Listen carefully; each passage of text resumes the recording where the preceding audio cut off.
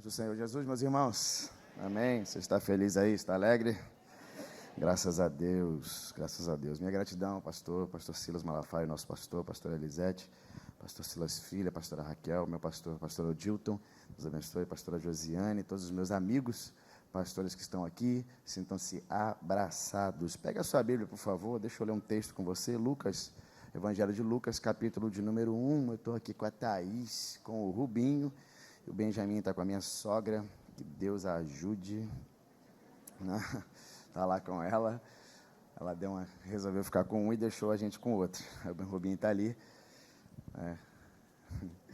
maravilha, Deus abençoe Thaís, Benjamin e Rubem, os amores da minha vida. Lucas capítulo 1, versículo 39, Lucas 1, 39, abra aí, por gentileza, Lucas capítulo 1, versículo 39.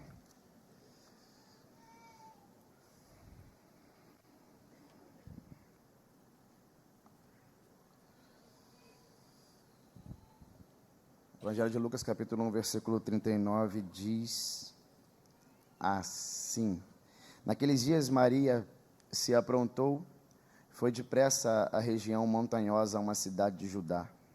Entrou na casa de Zacarias e saudou a Isabel.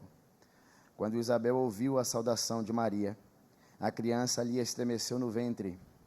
Então Isabel foi cheia do Espírito Santo e exclamou em alta voz: Bendita é vós entre as mulheres, bendito é o fruto do teu ventre. E que grande honra para mim é receber a visita da mãe do meu Senhor. Pois logo que me chegou aos ouvidos a tua voz, a saudação que você fez, a criança se estremeceu de alegria dentro de mim. Bem-aventurada aquela que creu, porque serão cumpridas as palavras que lhe foram ditas pela parte do Senhor. Amém? Eu gosto desse texto aqui, porque ele fala diretamente sobre o nascimento de João Batista, que foi um grande profeta, e também o nascimento de Jesus, que é o nosso Senhor e Salvador. E você sabe que essas duas pessoas, esses dois ícones, essas duas personalidades dessa personalidade da Bíblia, eles foram profetizados. Eles foram profetizados. O nascimento deles estão diretamente atrelados a uma promessa. Você vai ver o profeta Isaías escrevendo o livro de Isaías, Isaías capítulo 7, versículo 14, ele diz que uma virgem daria à luz a um filho, e o seu nome seria chamado Emanuel, que significa Deus conosco. E o mesmo profeta Isaías também, no capítulo 40, versículo 3, ele diz que uma voz surgiria no deserto, iria clamar e iria preparar, iria endireitar os caminhos do Senhor, fazendo referência a João Batista. Então você vai perceber que tanto João como Jesus foram profetizados cerca de 600 anos antes. E até aí, tudo bem, porque a promessa é assim: Deus usa alguém, inspira alguém, esse alguém inspirado por Deus libera uma palavra profética e no tempo oportuno essa palavra se cumpre. Isso é uma profecia. Porém, eu quero aqui ressaltar um pequeno detalhe com você. Nós estamos falando de duas promessas impossíveis. Pastor, impossíveis como? Olha o que o profeta Isaías está dizendo. Isaías capítulo 7. E uma virgem dará à luz. Espera aí, irmão. É porque virgem não gera. Virgem é virgem. Não é? E a impossibilidade também está rodeando o nascimento de João Batista, porque a mãe de João Batista, a Isabel, ela é uma idosa. Dizem que ela tinha mais de 90 anos de idade. Então você vê que nós estamos falando de duas promessas que estão trafegando no campo da impossibilidade. Uma idosa que gerou e uma virgem que gerou. Pastor, e o que o senhor quer dizer com isso? Eu quero te dizer que esse texto demonstra mais uma vez que as promessas de Deus não estão baseadas nas possibilidades humanas. Entenda que as promessas de Deus não estão atreladas aos nossos termos, porque enquanto o homem pode resolver, o homem pode contestar, mas quando foge da compreensão humana, entramos no campo de atuação de Deus. Então eu vim aqui para te dizer que tudo que Deus tem para fazer na sua vida Ele vai fazer. Deus não precisa que a economia esteja em alta. Deus não precisa que a sua vida esteja perfeita. Deus não precisa que você esteja vivendo exatamente o que você planejou para fazer alguma coisa na sua vida. Talvez tenha alguém aqui que não está vivendo uma vida perfeita, mas está absolutamente crendo em promessas. Eu vim com uma palavra profética para a tua vida. O tempo pode não ser favorável, as condições podem não ser favoráveis, a meteorologia da terra pode estar dizendo que é impossível de você viver o que você pensa em viver, mas assim como um dia o profeta Elias disse, eu repito, prepara os carros, porque eu vejo uma nuvem do tamanho da mão. Estou sentindo a presença dele aqui.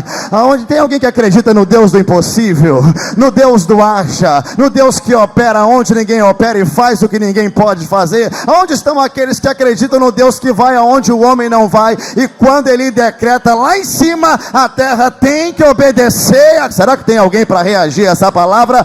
Deus faz o que ninguém faz e opera onde ninguém pode operar. Pastor, recebi essa palavra. Ok, então entenda algo importante aqui, porque a resposta que você dá às promessas de Deus define como essas promessas vão se cumprir. Vou dizer de novo, o tipo de resposta que você dá à promessa vai determinar como elas vão se cumprir. Porque o mesmo anjo que disse para Zacarias que ele ia ser pai de João Batista, foi o mesmo anjo que disse para Maria que ela ia ser mãe de Jesus. Você sabe que o anjo aparece, você vai ver um pouco antes, capítulo 1 ainda, para Zacarias. Zacarias, quem é Zacarias, pastor? Zacarias é um sacerdote idoso, que está ali no final da sua carreira, servindo ao Senhor com interesse, com integridade, e aí ele está no templo, e a Bíblia diz que a sorte cai sobre ele, e quando a sorte cai sobre ele, ele é escolhido para fazer uma coisa muito rara, que às vezes uma pessoa fazia uma vez só na vida, que era oferecer o incenso do Senhor. Quando a sorte cai sobre ele, ele entra no templo para fazer isso, e quando ele entra, tem um anjo na direita do altar. O anjo olha para ele e diz assim: Zacarias, não temas, tua oração foi ouvida, tua mulher vai dar à luz a um filho, o nome dele será João, o menino vai ser grande, vai trazer alegria para você e para muita gente. Então qual foi a promessa? Não temas, tua mulher vai gerar. E qual foi a resposta que ele deu para o anjo? Não tem como, sou velho e ela também. O anjo vira para ele e fala assim: ah é? Você sabe quem eu sou? Sou Gabriel, assisto diante de Deus, você vai ficar mudo, o processo inteiro você não vai falar nada. O mesmo anjo vai falar com Maria: salve agraciada, você vai gerar um filho, descerá sobre ti o Espírito Santo, o poder do Altíssimo vai te envolver com a sua sombra. Ou seja, qual é a promessa? Você vai gerar. E qual foi a resposta que ela deu para o anjo? Cumpra-se em mim.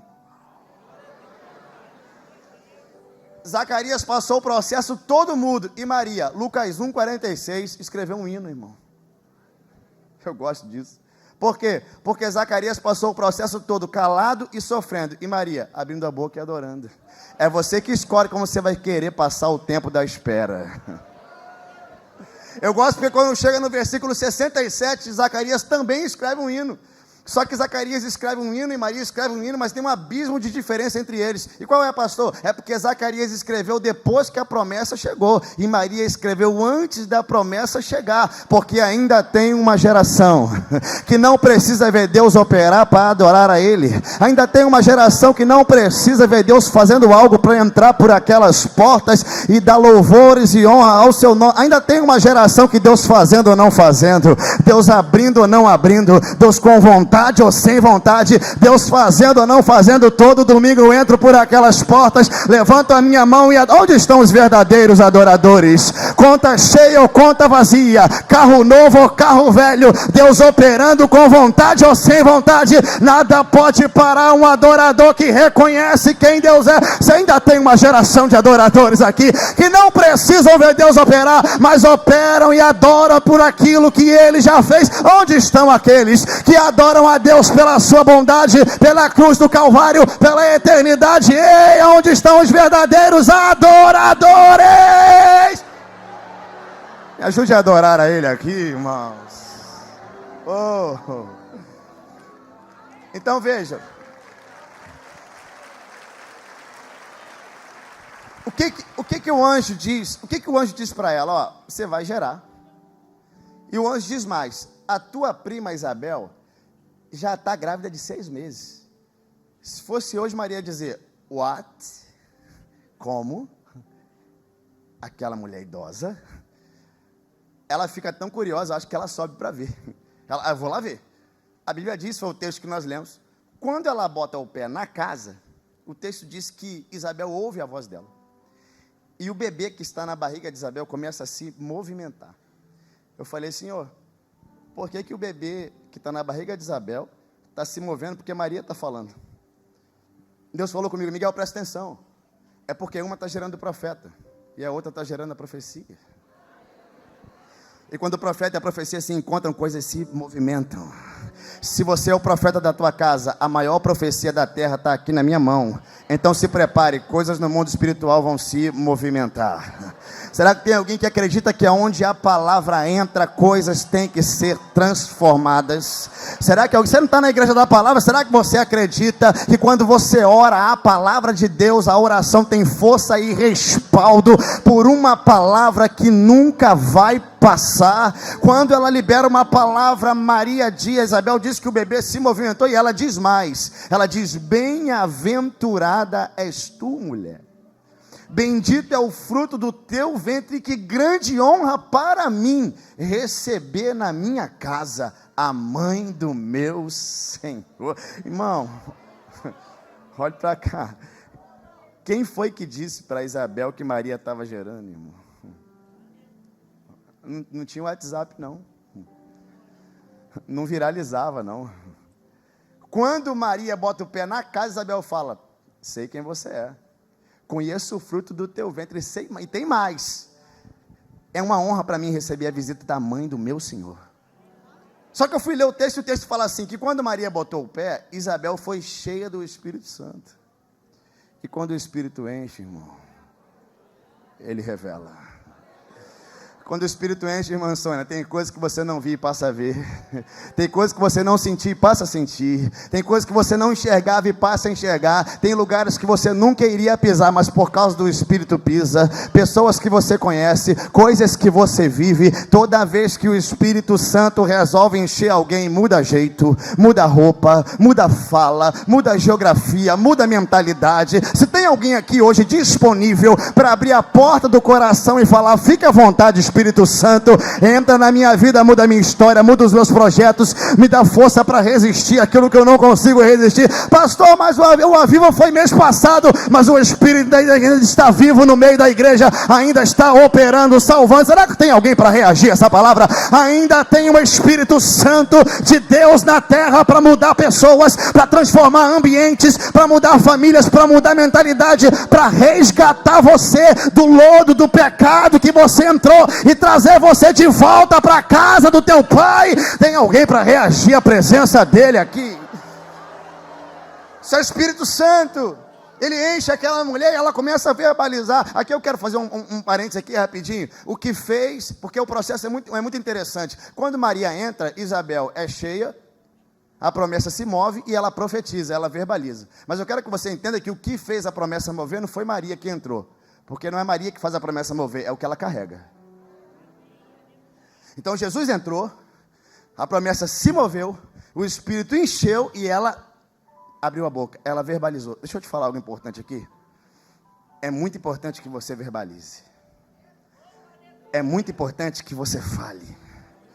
Porque quando você libera uma palavra, o mundo espiritual se move.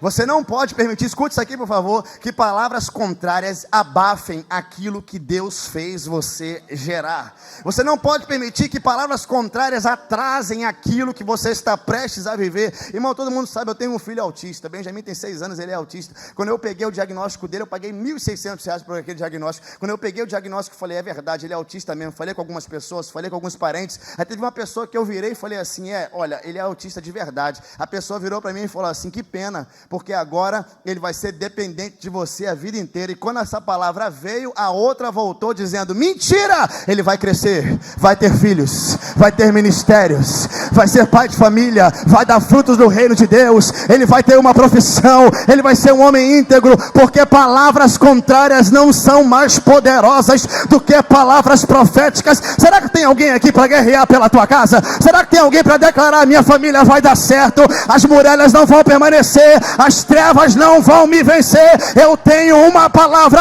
eu carrego o Espírito Santo. Onde estão aqueles que entraram para guerrear e vencer a batalha hoje? Alguém erga suas mãos. Eu acredito sinceramente que palavras contrárias não podem parar quem carrega uma palavra do céu. Se o céu sonhou algo a teu respeito, vai acontecer.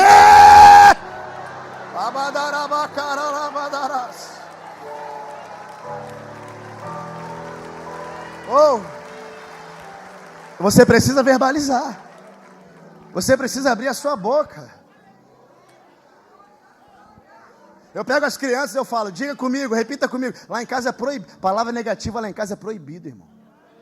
Proibido. Minha esposa está aqui. Às vezes eu acordo de manhã. Hoje o dia está estranho. Hoje o dia está maravilhoso. Ela fala. Aí hoje eu acordei meio assim. Ela meio assim, não. Você acordou muito bem, muito saudável. Vai viver coisas extraordinárias. Tem milagre de Deus. Lá em casa é o dia inteiro assim. A gente vive andando no profético. Eu pego meus filhos e falo assim: vocês são bonitos, saudáveis e inteligentes. Repete aí. Ele fala: eu sou bonito, saudável e inteligente. Pastor, tá robotizando os meninos? Não, estou profetizando sobre eles. Eu estou ensinando o que é declarar palavras proféticas. Ah, pastor, porque o meu problema é de saúde. E o médico falou que não tem cura. Então você vai ser o primeiro a ser curado desse problema. A minha causa é na justiça, pastor. Disseram que ninguém pode ganhar, então vai abrir jurisprudência. Você ganha essa causa pela primeira vez. Ah, pastor, é porque lá em casa todo mundo se desvia. Começa na igreja e não termina lá. Então depois de você vai levantar pastor, vai levantar obreiro, vai levantar diácono, vai levantar músico. Ah, pastor, porque os projetos lá em casa começam e nunca dão certo. Depois de você, pessoas vão se formar na tua casa, empresas vão acontecer. Tem alguém para agarrar isso aqui? Libere palavras sobre a tua casa e a tua família, pelo amor de Deus. Você precisa verbalizar. É óbvio, irmão, é claro, evidente que gerar no reino de Deus não é tão simples assim, não é? E isso é uma verdade. A gente não pode também, não, porque eu estou gerando. Você vai ver que Maria gerou, teve problema com José. José gerou, teve que fugir. Zacarias gerou, ficou mudo. Isabel gerou, teve que se isolar. Pastor, por que Isabel teve que se isolar? Você lidaria bem com uma mulher de 90 anos, grávida do teu lado? Como é que você olharia para ela? Você tem alguma coisa estranha com essa irmã. Por que ela se isola, pastor? É porque tem coisa que Deus vai falar com você. E que se você falar com alguém, eles não vão entender. Pastor, eu não tenho condição de me isolar. Eu trabalho, mas pode ficar calado. Pode carregar para você. Isabel se isola, não é fácil. Eu tenho 2 filhos, irmão. Eu acompanhei os 2 partos. Eu filmei os 2. Desmaiei nos 2. Vomitei. Não tem estrutura para aquilo ali não, irmão. Negócio, tô brincando. Filmei os 2. Primeiro parto, maravilha. Benjamin, cara, Thaís com uma barriga gigantesca. Thaís malhava, pulava, corria, limpava. Falava, uau, como é que você consegue fazer tudo isso com essa barriga? Ela falou, eu não sei, mas eu tô com uma disposição. Eu falei, você tá grávida mesmo? Ela, eu tô aqui. Fomos pro parto, 15 minutos, irmão, 20 minutos de parto. Coisa linda, o médico pegou, tirou, botou no braço dela, botou no meu braço, falou, está com saúde, daqui a algumas horas, amanhã você pode ir embora. A gente entrou no carro feliz, falou assim, cara, que parto maravilhoso, que coisa linda. Ela falou assim, se for para ter assim, eu tenho 10 filhos. Eu falei, eu tenho 15. Não gerei nada, irmão. Vamos embora. A gente fomos para o segundo, irmão, mudou tudo. Primeiro que o clima lá em casa já não estava muito bem, já começaram a passar umas provas que não existiam antes. A coisa começou a ficar mais apertada, ficou mais difícil. Quando chegou perto da gestação, eu já estava cozinhando, lavando, passando. Está descansada, falta de ar. Ela está aqui, depois ela vai reclamar comigo. Mas o nariz dela ficou desse tamanho, irmão. Ela andava assim, tinha pastor Ronaldo. Aí eu falava assim, senta aqui, meu amor, vai dar tudo certo. Daqui a pouco a gente vai para o parto. Aí fomos para o parto, falei, daqui a 20 minutos a gente está no quarto. Arrumei o quarto todo e fui lá. 15, 20, 30, 40, 1h30. E cadê que o menino não nascia? O médico lá bota a mão para lá, enfia o braço na barriga, tira.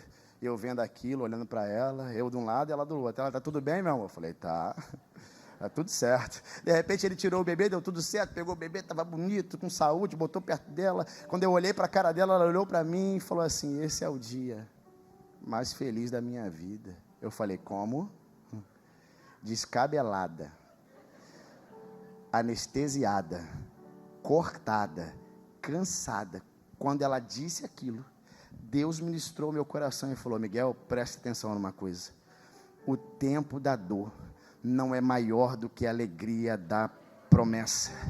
Quando você pega a promessa na mão, aquilo que era dor se torna testemunho e aula para ensinar quem está passando a mesma coisa que você passou. Se você está sendo sufocado pelo mundo, colocado contra a parede, não suportando mais o que está vindo sobre você, se prepare, é porque você está prestes a gerar coisas extraordinárias. Eu estou sentindo a presença dele aqui nessa palavra.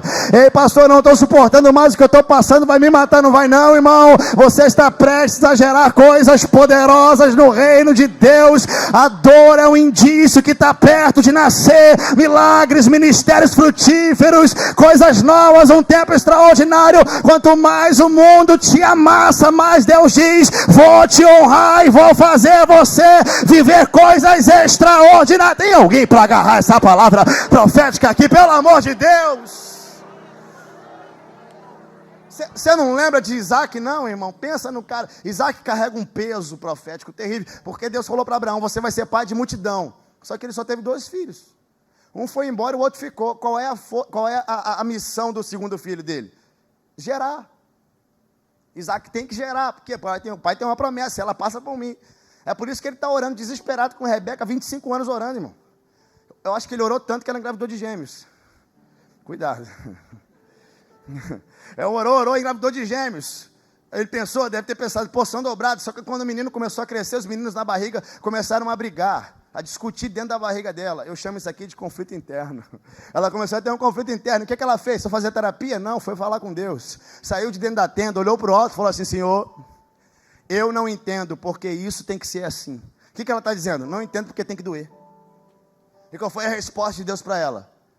É porque você está gerando nação. Você não está gerando 2 casas, não, irmão. Você não está gerando 2 vilas. Você não está gerando 2 casinhas. O que você está gerando é grande. Eu acredito sinceramente que tem pessoas que não vão viver os problemas que você vive e nem vão sofrer as coisas que você sofre, mas não vão ter a experiência que você tem, nem viver os milagres que você vai viver. Porque quanto maior é a dor da gestação, maior é o milagre que Deus... Será que tem alguém entendendo isso aqui nessa noite? Ei, e se prepare para coisas lindas de Deus, porque aquilo que te maltrata não te mata, ela faz você ficar mais forte. Você vai ver que as promessas, tanto João como Jesus, eles nascem no Novo Testamento. Profetizados no Antigo, nasceram no Novo. De Malaquias para Mateus duraram 400 anos. Existiam umas Bíblias antigas, né, que tinham umas páginas em branco. 4 páginas em branco, cada página era 100 anos, né, dizendo que naquele tempo Deus ficou calado.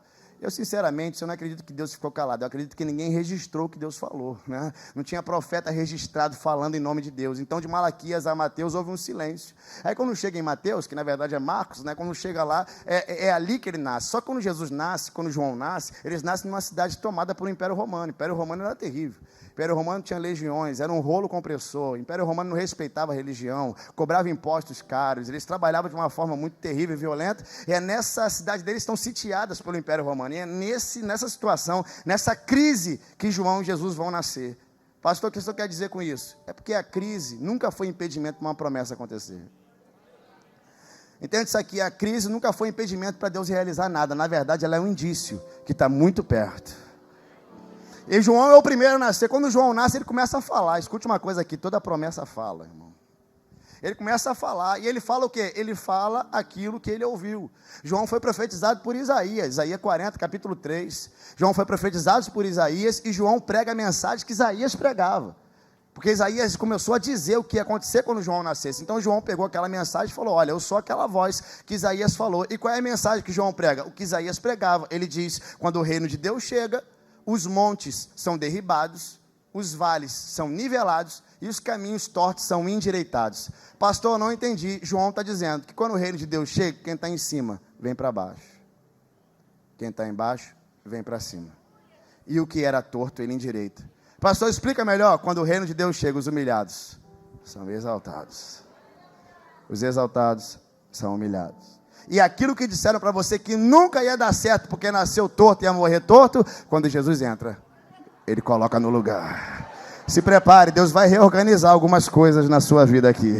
Vai colocar algumas coisas para cima, vai colocar outras para baixo. Vai colocar algumas coisas que ninguém conseguiu colocar no lugar, que psicólogo não colocou, que remédio antidepressivo não colocou, que livro de autoajuda não colocou, que coach não colocou. Mas quando Deus entra, Ele reorganiza e coloca no lugar aquilo que homem não pode colocar. Quando eu peguei o diagnóstico dele, né? E agora ele está com 6 anos, né? E todo autista é literal, né? Eu tenho aprendido muito com ele. Os irmãos da igreja queriam orar para ele ser curado. Eu falei, vamos orar, e Deus falou comigo, não, Miguel, não peça isso não te dei uma doença, te dei uma bênção. Com 3 anos ele está valendo, irmão. E ele é literal, né? Você fala uma coisa, para você falar para ele assim, vai chover agora. Meu irmão, ele vai ficar olhando para o alto até cair a primeira gota de chuva. É assim que funciona. Se eu falar para ele, no dia 7 do mês tal, a gente vai lá no parquinho tal. Irmão, quando chega o dia 7, é hoje que a gente vai naquele parque. Eu falo, é hoje, você lembra disso? Botamos ele de castigo, né, Thaís? 7 dias sem ir para o parquinho. Quando passou os 7 dias, ele falou, acabou. Eu falei, ele não esquece, né? Então, com 3 anos, ele estava lendo já. Thaís estava sentado na mesa esses dias com ele. Escute isso aqui, pastor Lucas. Colocamos na televisão um louvor. Estava passando um louvor daquele grupo Morada, sabe? Morada. O louvor falava assim, ó. Ele entrou em casa, ele está na mesa, ele nos observa e sabe que o esperamos. Esse é o louvor. Então, Benjamin está sentado na mesa. Quando ele viu a música falou, ele entrou em casa. Na hora, ele olhou para a porta. Ficou olhando. Aí ele olhou para a televisão de novo, a televisão disse, ele está à mesa. Benjamin puxou a cadeira, irmão.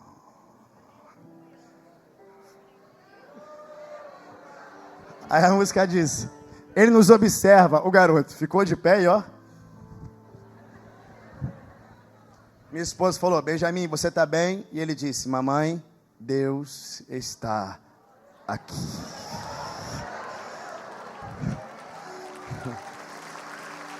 Então escute, quando eu disser para ele que Deus ressuscita mortos, você sabe o que ele vai fazer? Vai entrar no velório e vai dizer, o meu pai falou que o Jesus que ele serve levanta a gente morta para a vida.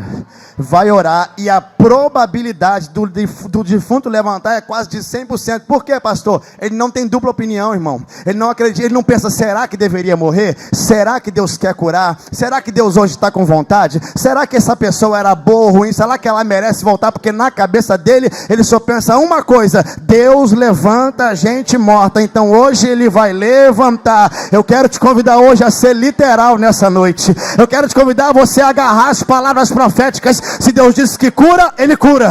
Se Deus disse que salva, Ele salva. Se Deus disse que liberta, liberta. Se Deus disse que salva e leva para o céu, Ele salva, leva para o céu, resgata, vai em leito de hospital, liberta os cativos. Será que tem alguém para ser literal aqui comigo? Agarra essa palavra profética. Eu vim liberar uma palavra para a tua vida. Quando Deus opera e o homem não duvida, o milagre acontece.